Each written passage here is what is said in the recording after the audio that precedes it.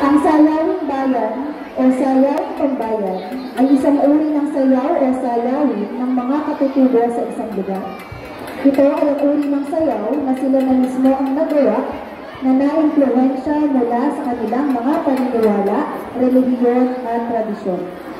Ang itik-itik ay isang sayaw na nagsimula sa masiglang pagsayaw ng sibay sa sariw ng musikang dehado ni Cayetana na mas kilala sa palayaw na kanang para sa mga bisita sa isang binyagan sa Carmen Latiza, Surigao. Sa kalagitnaan ng kanyang pagsasayaw ay napansin niya ang mga tutuwang galaw ng mga itik sa paligid na kanyang ginagad. Dahil nakatawag pansin ng mga galaw ni Kanang, nagsimula na rin siyang gayahin ng iba pang mga bisita sa masayang tagpong ito, iniluwal ang mimetikong sayaw na itik-itik. Idinaraos ang sayaw sa sayo ng ragbarya. Ngunit kung minsan, maaari rin saliwan ang pagsayaw ng awitan. Karaniwan, ang mga mananayaw na babae ay nakasuot ng patadyong kapag sinasayaw ito.